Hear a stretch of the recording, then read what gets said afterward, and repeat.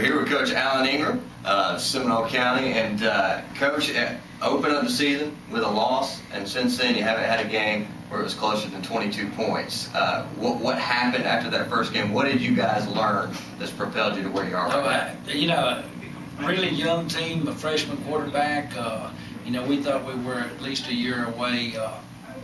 Cosby felt like we should have won the ball game up there. Kids played really great. You know, we threw the ball on the ground a couple of times, gave them stuff. You know, had a block punt.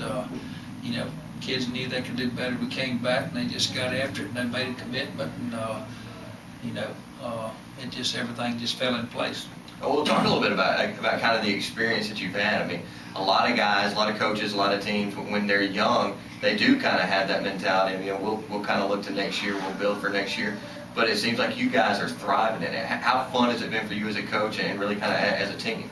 I've been in this business, you know, for years, 38 years, I think. You know, I can't keep up with it. But, you know, like I said, young team, full of enthusiasm. You know, with all the problems in the world today, I think that, you know, sometimes maybe the older kids, you know, get to where they're, you know, they know everything, and parents are not, you know, can't tell them what to do, and including coaches and all. But these young kids are still very impressionable, and you know, they're listening and they're coachable, and you know, we started back last January in the weight room trying to, you know, build a team concept, and undoubtedly the kids bought into the thing. We don't have any superstars, anybody that's, you know, that we think is going D1 right now. Maybe some of the younger kids, hopefully, we don't even have any seniors that we think is college material. But the thing we do have is that, you know, that enthusiasm and love of each other, you know, for each other, and then the team concept thing that they bought into. Well, they have a love for each other. The one thing they don't have a love for is Miller County. That's for sure. And this game, you know, I mean, people have anticipated it, and you know, kind of the build-up over the last couple of weeks with both of you having played Herald County coming into this game. So now, as you look at it and put the rivalry stuff aside, because that's going to be intense, and people are going to be ready for that. Give us kind of an idea, just scheme-wise, X and O's about Miller County and what you guys are going to have to do to be prepared in this game. Miller County has you know, they have those superstars that I was talking about. They have 3 or 4 kids that started, you know, since freshman year, and you know, big, fast running backs, with the exception of Sheffield. Mm-hmm. You know, they've got the Jones kid out there, you know, the tight end they can put as a wide receiver, goes up and catches everything. It's thrown anywhere around him. You know, the quarterback does a great job of throwing the fade, and then you hand the ball off to the fullback, to Salter, or either to Sheffield, and you know, anything can happen to either one of those kids at any time. So we're going to have to really hustle and get after that bunch. Same time, we're going to have to rely on the team concept again of everybody, you know, hustling and running to the football, and making sure tackles when they get there.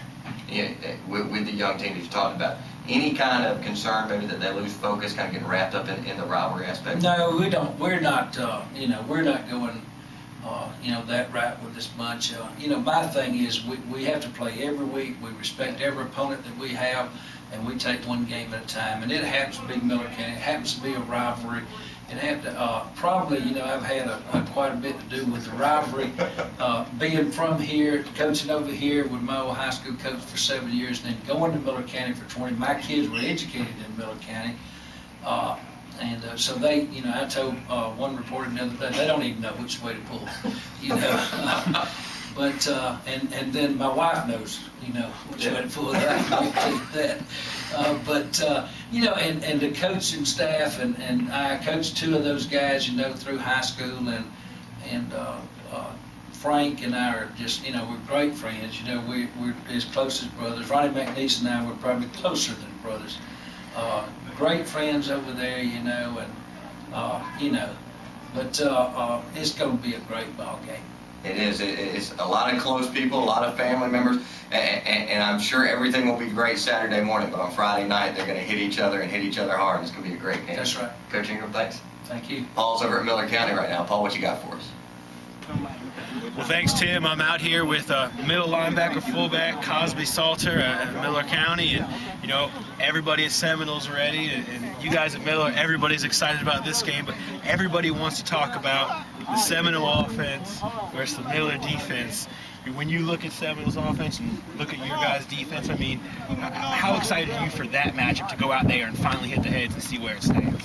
Oh, we done been tested a lot, terror and clinch, so I think we're really prepared for the Seminole offense. I think we'll go out there and put up a good defense, you know. We probably can hold it to a shutout. Yeah.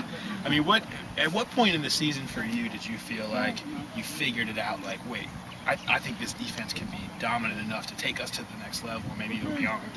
Oh, I knew that from the beginning of the season when we had our two big defensive ends that we were going to do something special. Yeah. You know, you've seen them. They have. It seems like there's been a lot of those pressures off the defensive end. I mean, how exciting is it for you from that linebacker spot to watch them come in? What's the best play you've seen them make this year? I mean, is there one particular play you look at and you were like, that was just freak of nature stuff right there? Well, Jawan Jones do that every other play, so. Yeah. That's true. All I do is clean up. Him and man make the play, I just clean up everything and it come through. Yeah.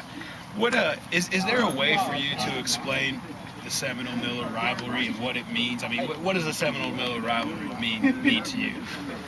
Big, real big, mean a lot. We need to win the game. Yeah.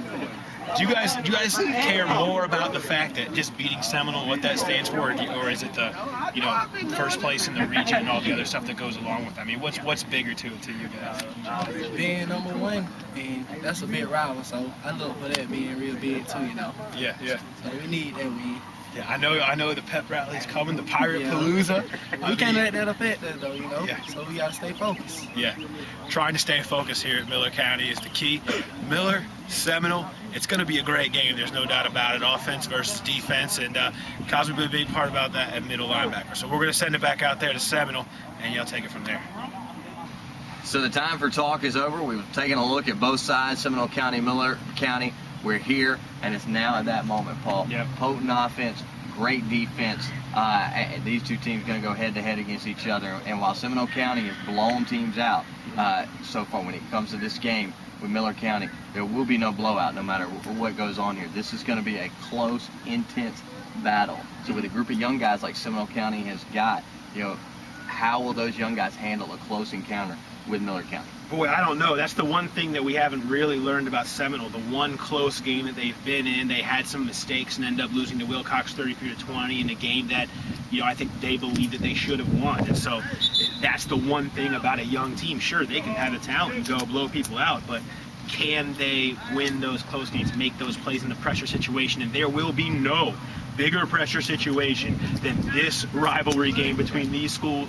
I mean, you can throw the records out. It's the family feud. They're coming on down here, and it's going to be intense. And so you just can't duplicate that. And a young kid that's not been a part of it, when you've got nothing but seems like sophomore and freshman on Seminole County, that's really tough to ask. But the thing is, I think their offense is just that good. They may be able to pull that blowout and pull away. When they're on the field, though, their offense versus Miller County defense is going to be as fun of a situation as we've seen all year. This Miller defense has not given up anything. I mean, they've just been incredible. So to have Seminole come out here, I think that Seminole's offense, I think they get out to an early lead, and I think they find ways around Miller's defense. I think they end up winning by a couple touchdowns. I know that nobody sees that one coming. I feel like that's what Seminole's going to find a way to do. Their offense, I just think, is that good. Well, we're going to find out. They got a lot of weapons: 2 quarterbacks, 2 running backs, 2 fullbacks. Yeah. I mean, you know, it's like Noah's Ark. They've got two of everything you need, and and both of them can be dominant at points of time. So we're going to see it. Hopefully, it'll be as good of a game as you saw last week in the game of the week. And it's the family feud. The family feud is here. Are you ready to feud? Well, I guess my real question is that if it's a family feud, are you going to be like Richard Dawson and like go through and kiss all the cheerleaders as you come into the game? Tim, now that gets me in a lot of trouble. Okay, I will not be kissing anybody in the facility. I will not be doing any of that. I'll be more like Ray Combs. I'm the jokey guy on the side. That's what I do. I'm Ray Combs. All right. Well, so there you have it, folks. A family feud. It's on Seminole County, Miller County going head to head. It's going to be great, and you can find out the scores of all of the big games in Southwest Georgia by picking up your Albany Herald Saturday morning or going to albanyherald.com. And when you go to albanyherald.com, take a look and see what the 2 games are for the game of the week pick. Make your vote count, folks, because wherever you tell us to go, that's where we're going. Paul's going to be a good one. Yeah, it's going to be a great one, and Miller County's just hoping that they can tackle better than I can, because I clearly was a terrible representative of Midwestern football. Did I ever mention that grade school team that I was the shutdown linebacker on? We didn't win a game. We're 0-10. There you go, folks. 0-11 now, I guess. He's not a pro. He's just a joke, folks. This has been the Albany Herald Tour for Paul Danier Jr. I'm Tim Dix. Enjoy the football. We'll see you next week.